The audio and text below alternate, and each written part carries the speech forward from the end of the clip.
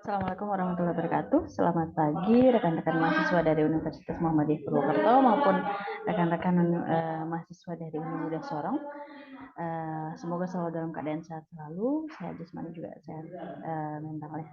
Oke, pada pertemuan kali ini, pertemuan ke-11, kita akan membahas mengenai program organisasi dan juga administrasi bimbingan konseling di sekolah dasar. Silakan teman-teman simak baik-baik apa yang akan saya sampaikan nanti.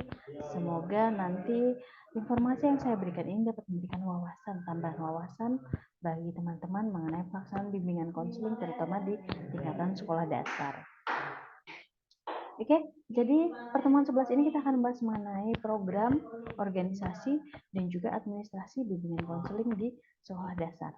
Nah, sebelum memulai, saya harapkan teman-teman memang sudah benar-benar siap untuk dapat menerima berbagai informasi yang akan kita sampaikan, yang akan kita bahas pada sesi ini, sehingga nantinya ini dapat menjadi salah satu bahan kajian, penambah juga wawasan bagi teman-teman mengenai layanan bimbingan konseling di sekolah dasar.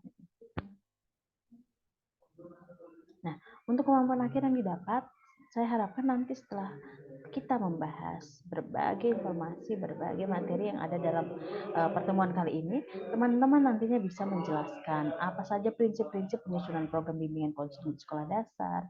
Teman-teman juga bisa mampu menjelaskan organisasi bimbingan konseling di sekolah dasar disertai juga dengan contoh-contohnya, dan juga nantinya teman-teman bisa menjelaskan terkait dengan pola kerja administrasi bimbingan konseling di sekolah dasar. Nah, oke, kita bahas satu persatu. Definisi dari program bimbingan konseling itu sendiri. Nah, program bimbingan konseling ini pada dasarnya adalah suatu rencana kerja atau kegiatan yang akan dilakukan dalam pelayanan bimbingan konseling. Nah, tentu dalam membuat suatu program ini harus disusun secara sistematis dan juga terpadu oleh tenaga atau petugas khusus, yaitu petugas bimbingan konseling di sekolah dasar yang terdiri dari kepala sekolah, terdiri juga dari guru kelas dan juga guru-guru lain. Nah, adapun keuntungan ketika kita membuat suatu program yang terarah, yang terpadu seperti itu, kita akan mendapatkan beragam keuntungan. Yang pertama tentu adalah pelayanan bimbingan konseling ini akan sesuai dengan kebutuhan dari tiap-tiap peserta didik.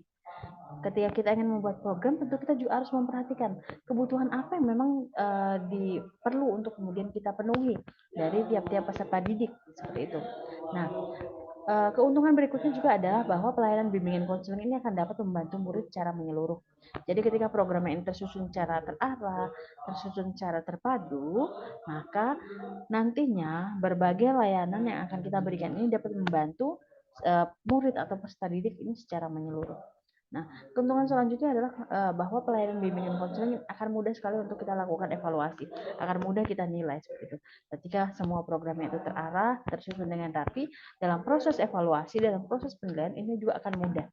Nah, selanjutnya adalah bahwa pelayanan bimbingan konseling ini juga akan sesuai dengan tenaganya, sesuai dengan dananya dan waktu yang tersedia untuk melaksanakan kegiatan layanan bimbingan konseling. Dari sini memang harus kemudian kita upayakan agar pembuatan penyusunan program ini dapat terarah dan juga dapat dilaksanakan secara terpadu. Selanjutnya terkait dengan prinsip-prinsip penyuluhan program bimbingan konseling.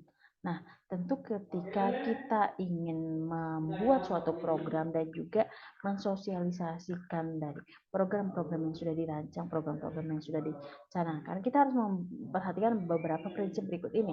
Nah, yang pertama adalah bahwa dalam proses penyusunan program bimbingan konseling ini harus kita ikut sertakan semua komponen yang terlibat, semua komponen yang ada dalam lingkup sekolah untuk kemudian dapat mengembangkan seluruh program-program yang telah disusun ini secara terus-menerus. Nah, selanjutnya adalah ketika dalam proses perencanaan ini tadi, nah, dalam proses perencanaan program bimbingan konseling ini kita harus menetapkan tujuan yang jelas, tujuan yang realistis yang bisa kita capai nantinya pada saat nanti akhir pelaksanaan program. Sehingga kemudian ketika ingin menyusun program tentu harus memperhatikan hal-hal tersebut. Tujuannya harus jelas, tujuannya realistis agar kemudian program-program yang dirancang ini dapat dilaksanakan. Selanjutnya, prinsip lain yang harus diperhatikan adalah bahwa program itu hendaknya bisa memungkinkan terciptanya kerjasama yang baik di antara setiap sekolah.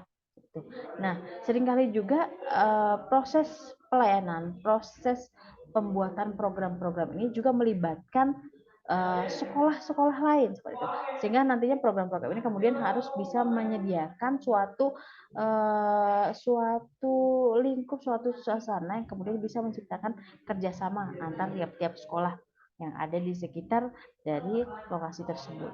Nah, berikutnya prinsip lain yang harus diperhatikan adalah bahwa program bimbingan konseling ini harus jalan dengan program pendidikan dan pengajaran di sekolah yang bersangkutan. Sehingga ketika nanti program tersebut dilaksanakan, ini tidak akan berbenturan dengan program pendidikan dan pengajaran. Sebaiknya memang harus selaras antara layanan bimbingan konseling dan juga program pendidikan, agar kemudian itu dapat saling kemudian mendukung satu sama lain. Nah, prinsip lain yang harus diperhatikan adalah bahwa program bimbingan konseling ini hendaknya dapat memberikan pelayanan kepada semua murid, tidak hanya pada murid-murid tertentu saja, tapi semua siswa, semua peserta didik ini dimungkinkan untuk mendapatkan pelayanan masing-masing, pelayanan yang memang disesuaikan dengan kebutuhan-kebutuhan mereka. Nah, selanjutnya adalah bahwa prinsip-prinsip yang lain yang harus diperhatikan adalah program bimbingan dan konseling ini hendaknya dapat menghubungkan antara sekolah dan juga masyarakat. Nah, seperti yang perlu diketahui bersama bahwa bimbingan konseling ini tidak hanya melibatkan antara peserta didik, murid dengan guru BK saja, tapi lingkup yang ada di sekitaran siswa, baik itu di lingkup sekolah, di lingkup keluarga, bahkan di lingkup yang paling luas adalah lingkup masyarakat, ini juga harus terlibat untuk mensukseskan program layanan yang hendak diberikan. Nah, selanjutnya adalah program bimbingan konseling ini harus dapat memberikan keseimbangan antara pelayanan bimbingan seperti itu. Nah, selanjutnya sebelum kemudian kita menyusun suatu program bimbingan konseling, kita harus menetapkan langkah-langkah apa saja yang harus kita tetapkan sebelum menyusun suatu program bimbingan konseling. Nah, tentu langkah yang pertama adalah kita harus melakukan suatu studi kelayakan. Lakukan studi kelayakan, kemudian kita menetapkan prioritas masalah dan kebutuhan yang akan ditangani seperti itu. Nah, setelah kita menetapkan prioritas masalahnya dan kebutuhan-kebutuhan apa saja yang butuh untuk kemudian ditangani, dilayani seperti itu, dari sini kemudian kita akan bisa menetapkan isi, bentuk, dan juga teknik kegiatan pelayanan bimbingan konseling itu sendiri. Nah, berdasarkan dari studi terkait dengan masalah, terkait dengan kebutuhan-kebutuhan, dan sebagainya. Nah, setelah penetapan isi, bentuk, dan juga teknik kegiatan, maka kemudian selanjutnya adalah kita menetapkan pelaksanaan masing-masing kegiatan yang akan dilakukan. Kapan layanan ini akan dilaksanakan? Kapan kegiatan ini akan dilangsungkan? Apakah per hari? Apakah tiap minggu? Apakah per bulan? Apakah tiap semester? Seperti itu. Nah, kita tetapkan waktu-waktu pelaksanaannya seperti itu. Nah, setelah dilakukan tadi penetapan terkait dengan prioritas masalah, penetapan isi bentuk kegiatannya, penetapan waktu pelaksanaannya, barulah kemudian kita akan melakukan penyusunan alat evaluasi. Pada akhirnya kemudian juga program-program ini juga harus kemudian kita lakukan evaluasi atau penilaian untuk kemudian kita melihat sejauh mana program-program yang telah disusun yang telah dirancang ini berhasil atau tidak. Nah, selanjutnya terkait dengan isi program bimbingan konseling itu sendiri. Nah, pada dasarnya program bimbingan konseling ini berisi berbagai program-program, misalnya terkait dengan program orientasi dan informasi, juga berkaitan dengan program pengumpulan data, program pemberian bantuan, dan juga program penilaian tindak lanjut seperti itu. Nah, berkaitan dengan program orientasi dan informasi. Nah, program ini berisi kegiatan layanan yang memiliki tujuan untuk bisa memperkenalkan kepada peserta didik, khususnya kepada peserta didik baru, murid-murid baru, dan juga orang tua tentang seluk-beluk persekolahan secara menyeluruh. Seperti itu. Nah, ini berkaitan dengan program orientasi dan informasi. Selanjutnya adalah program pengumpulan data. Nah, tentu di dalam melaksanakan kegiatan bimbingan konseling kita nggak akan lepas dari namanya proses pengumpulan data. Nah, program pengumpulan data ini berisikan tentang pengumpulan, pengolahan, pencatatan data-data tentang murid Sehingga kemudian ini akan kita peroleh pemahaman yang mendalam, pemahaman yang tepat, pemahaman yang menyeluruh berkenaan dengan tiap-tiap pribadi murid. Seperti itu. Dan ini juga akan berkaitan juga dengan pelaksanaan layanan-layanan yang lain yang disesuaikan dengan kebutuhan dari masing-masing peserta didik. Nah, selanjutnya adalah program pemberian bantuan. Nah, program ini berisikan tentang kegiatan pelayanan dalam rangka membantu peserta didik, baik dalam mengatasi kesulitan yang mereka hadapi, maupun juga dalam mengembangkan potensi yang dimiliki oleh masing-masing siswa, masing-masing peserta didik, seperti itu. Dan selanjutnya adalah program penilaian atau program tindak lanjut. Nah, ini adalah suatu usaha untuk kemudian kita mengetahui sejauh mana layanan bimbingan konseling ini yang telah diberikan sudah mencapai hasil yang diharapkan, hasil yang telah ditetapkan sebelumnya. Nah, selanjutnya terkait dengan jenis program bimbingan konseling ini dapat kita bagi. Ada yang namanya program tahunan, ada program bulanan, ada juga program-program harian. Nah, misalnya program tahunan ini di dalamnya ini meliputi program-program per semester atau juga program bulanan, yaitu program yang akan kita laksanakan selama 1 tahun pembelajaran dalam unit semester atau per bulan. Nah, program ini akan mengumpulkan seluruh kegiatan selama 1 tahun untuk tiap-tiap kelas seperti itu. Apa saja nanti yang akan dilaksanakan selama setahun seperti itu. Nah, ini akan kita bagi seperti itu. Nah, selanjutnya juga ada yang namanya program bulanan. Nah, program bulanan ini di dalamnya meliputi program mingguan, program harian, yaitu program yang akan dilaksanakan selama 1 bulan dalam unit mingguan dan juga harian. Nah, program ini kemudian berusaha untuk mengumpulkan seluruh kegiatan selama 1 bulan untuk kurun bulan yang sama dengan tahun-tahun sebelumnya dengan modifikasi sesuai dengan kebutuhan siswa. Nah, lebih terperinci lagi adalah dalam bentuk program harian, yaitu program yang akan dilaksanakan pada hari-hari tertentu dalam 1 minggu. Jadi mungkin dalam 1 minggu ada hari khusus yang kemudian kita tentukan untuk pelaksanaan layanan seperti itu. Jadi program harian ini adalah merupakan jabaran dari program mingguan untuk kelas tertentu, lebih spesifik seperti itu. Selanjutnya terkait dengan definisi dari organisasi bimbingan konseling. Nah, organisasi bimbingan konseling ini adalah suatu kegiatan pengaturan atau pengelolaan dari program bimbingan dan konseling agar nantinya program ini dapat berjalan dengan sebaik-baiknya, secara efisien dan juga efektif. Nah, tentu organisasi bimbingan konseling ini yang organisasi BK yang baik dan teratur ini dapat dijadikan sebagai alat untuk menciptakan suatu hubungan dan mekanisme kerja yang efektif seperti itu.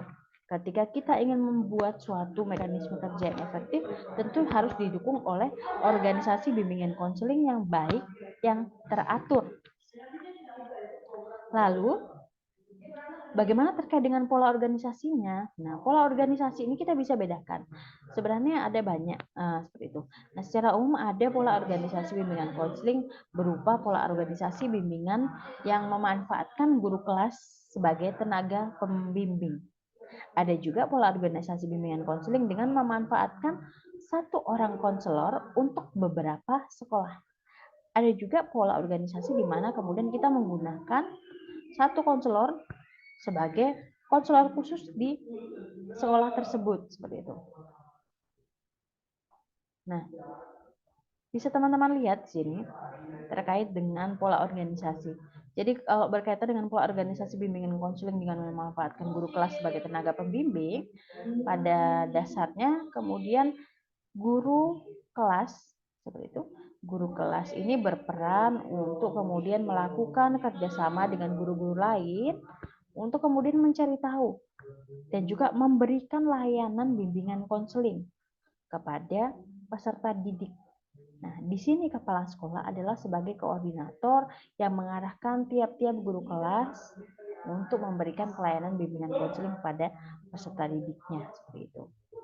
Nah, kepala sekolah juga kemudian bisa bekerja sama dengan orang tua murid yang dirangkum dalam BP3, yaitu Badan Perencanaan dan Pengembangan Pendidikan, yang juga terdiri dari komite sekolah, orang tua, sehingga nantinya proses pelayanan ini juga harus melibatkan komponen-komponen tersebut. Selanjutnya, pola organisasi bimbingan konseling dengan menggunakan satu orang konselor untuk beberapa sekolah. Nah, jadi ketika misalnya dalam satu lingkup mungkin kabupaten atau lingkup daerah seperti itu memiliki hanya satu orang konselor saja yang memang memiliki background pendidikan bimbingan konseling. Nah, konselor tersebut ini bisa ditempatkan pada beberapa sekolah sekaligus seperti itu. Jadi satu sekolah kemudian beberapa sekolah kemudian bisa menggunakan satu tenaga konselor untuk memberikan layanan pada ke sekolah-sekolahnya ini. Sekolah-sekolah yang tentu berada pada lingkup daerah yang sama, sekolah-sekolah terdekat dari sekolah yang memang menugaskan konselor tersebut untuk memberikan layanan seperti itu. Nah, ada juga pola organisasi bimbingan konseling memakai satu konselor untuk satu sekolahnya itu saja. Jadi di sini dalam pola organisasi yang dimaksud adalah ketika kemudian satu orang konselor ini kemudian bisa melakukan kerjasama dengan guru-guru lain, dengan guru kelas untuk memberikan layanan bimbingan konseling kepada siswa. Nah, tentu kepala sekolah juga berperan sebagai koordinator seperti itu untuk memberikan masukan, memberikan arahan terkait dengan program kerja dan juga pemberian layanan yang diberikan oleh konselor tersebut. Nah, berkaitan dengan personal tiap-tiap yang ada di dalam sekolah. Nah, tiap-tiap personal di dalam sekolah ini tentu memiliki peranan masing-masing. Nah, peranan dalam upaya pemberian layanan bimbingan konseling tiap-tiap personal ini akan berbeda-beda. Nah, misal saja kepala sekolah. Kepala sekolah ini dapat berperan memiliki peranan antara lain yaitu menyusun program sekolah secara keseluruhan. Nah, termasuk program bimbingan konseling itu sendiri. Jadi kepala sekolah ini berperan untuk kemudian menyusun suatu program sekolah secara keseluruhan yang dimana di dalamnya juga termasuk program bimbingan konseling dengan melibatkan semua staf yang ada di sekolah tersebut. Nah, selanjutnya peran lainnya adalah kemudian mendelegasikan tugas pelayanan bimbingan konseling kepada masing-masing guru kelas atau kepada konselor bila kondisi sekolah telah memungkinkan. Nah, tadi ketika misalnya mungkin dalam sekolah tersebut tidak memiliki tenaga khusus, konselor khusus itu, nah, kepala sekolah bisa mendelegasikan sebagai koordinator, mereka bisa mendelegasikan tugas pelayanan bimbingan konseling kepada masing-masing guru kelas seperti itu. Nah, selanjutnya peran lainnya adalah kemudian melengkapi berbagai fasilitas, biaya dan juga sarana untuk keperluan bimbingan sesuai dengan kebutuhan sekolah tersebut. Dan selanjutnya adalah peranan lain yaitu melakukan pengawasan terhadap kelancaran pelaksanaan bimbingan konseling di sekolahnya. Ada juga peran yang harus dilakukan oleh guru kelas. Nah, di sini guru kelas bisa mengumpulkan berbagai informasi dan keterangan tentang murid untuk keperluan bimbingan seperti itu. Juga guru kelas juga bisa melakukan peran untuk mengidentifikasi berbagai masalah dan kesulitan murid di dalam kelas. Juga bisa melakukan kegiatan diagnosis terkait dengan kesulitan belajar terhadap murid-murid yang mengalami kesulitan dalam belajar, memberikan bantuan pelayanan bimbingan dan konseling kepada murid-murid yang membutuhkan. Nah, bentuk bantuannya itu bisa berupa pengajaran perbaikan, bimbingan khusus belajar, bisa dalam bentuk pemberian informasi, bimbingan kelompok, dan sebagainya. Selain itu, guru kelas juga berperan untuk mendiskusikan dan mengkonsultasikan masalah-masalah murid yang belum dapat ditangani kepada kepala sekolah atau kepada lembaga-lembaga terkait seperti itu. Nah, sementara peran dari konselor itu sendiri yaitu pertama adalah menyusun program bimbingan konseling bersama staf-staf yang lain seperti itu. Nah, tadi ketika ingin menyusun suatu program tentu kita harus melibatkan banyak komponen, banyak pihak seperti itu untuk kemudian dapat menyusun rancangan program yang tepat sesuai dengan kebutuhan dari masing-masing peserta didik. Nah, peran lainnya yaitu adalah bertanggung jawab terhadap kelancaran dari pelayanan bimbingan konseling itu sendiri. Siapa yang kemudian bertanggung jawab di dalam pelaksanaan program? Itu adalah konselor itu. Nah, sehingga kemudian konselor bertanggung jawab di dalam kelancaran dari program yang telah dirancang. Nah, peran berikutnya adalah menyelenggarakan kegiatan pelayanan bimbingan dan konseling kepada murid-murid yang membutuhkan dan juga melakukan konsultasi dan kerjasama dengan lembaga-lembaga lain yang berkenaan dengan pelaksanaan program bimbingan di sekolah. Selanjutnya berkaitan dengan administrasi. Nah, kegiatan administrasi ini kan dapat berupa pencatatan data murid, penyimpanannya, pelaporannya, dan juga pengalih tanganan masalah murid kepada tenaga yang lebih relevan, lebih ahli. Misal ketika kasusnya itu terlalu berat, tidak bisa ditangani oleh konselor, dia bisa alihkan kepada psikiater, bisa alihkan kepada psikolog, bisa dialihkan kepada tenaga medis yang memang lebih relevan dengan masalah yang sedang dihadapi oleh siswa tersebut. Nah, tentu di dalam melakukan administrasi bimbingan konseling ada hal-hal yang harus diperhatikan oleh tenaga atau guru BK. Yang pertama adalah tenaga BK ini harus mengingat kegiatan bimbingan konseling yang telah dilakukan oleh guru kelas. Nah, maka sebaiknya pekerjaan administrasi ini tidak terlalu menyita waktu. Jadi yang harus diperhatikan adalah bahwa memang bimbingan konseling ini kan adalah suatu pekerjaan yang memang kadang-kadang diserahkan kepada guru kelas, sehingga kemudian kita juga harus memperhatikan apakah beban kerja yang dimiliki oleh guru kelas ini sudah terlalu berlebih atau tidak. Nah, jadi memang beban-beban administrasi ini jangan sampai kemudian menyita waktu gitu. Sehingga catatan-catatan yang dikerjakan harus sifatnya sederhana. Boleh diberikan kegiatan-kegiatan administrasi, pekerjaan-pekerjaan administrasi, tapi jangan yang mungkin bisa membebani seperti itu waktu dan tenaga dari guru BK tersebut. Nah, hal lain yang harus diperhatikan adalah bahwa kerahasiaan data. Jadi catatan-catatan pribadi ini harus dibuat dan dijaga dengan baik kerahasiaannya. Lalu, semua catatan yang dikumpulkan ini hendaknya dimaksudkan untuk keperluan layanan bimbingan dan konseling. Selanjutnya adalah setiap catatan tentang murid ini hendaknya mudah untuk ditemukan. Nah, terkait dengan pola kerja administrasi, yang pertama, mungkin kita pada saat pertama siswa itu diterima di sekolah, nah data pribadi ini kemudian kita catat. Jadi pola kerjanya adalah pertama, mungkin ketika siswa ini baru masuk ke sekolah tersebut, masih menjadi murid baru. Yang pertama harus dilakukan terkait dengan administrasi BK adalah mencatat data pribadi yang bisa kita dapatkan dari hasil penyebaran angket pada orang tua atau dengan menggunakan teknik-teknik pengumpulan data lain. Nah, data-data pribadi ini kemudian kita simpan, masukkan ke dalam file atau map atau buku pribadi masing-masing murid. Jadi tiap-tiap murid memiliki buku pribadi atau file atau map masing-masing terkait dengan data diri mereka. Nah, setelah itu data murid yang diperoleh dari catatan anekdot selama proses belajar mengajar juga dimasukkan ke dalam dokumen murid yang bersangkutan tadi. Setiap ada catatan-catatan kejadian, catatan anekdot selama proses belajar mengajar murid tersebut di sekolah, nah kita harus kemudian mengadministrasikan data-data tersebut untuk dimasukkan ke dalam dokumen khusus dari siswa yang bersangkutan. Nah, selanjutnya juga ketika misalnya guru memandang perlu memberikan pelayanan kepada murid, maka laporannya juga harus dimasukkan ke dalam dokumen tersebut. Nah, juga proses konsultasi guru dengan orang tua murid juga hendaknya harus dicatat dan dimasukkan ke dalam dokumen. Lalu setiap bulan juga guru diharapkan dapat memberikan laporan tentang pelayanan bimbingan konseling kepada kepala sekolah, baik itu secara tertulis ataupun secara lisan seperti itu. Nah, terakhir dalam keadaan khusus, guru kelas dapat menghasilkan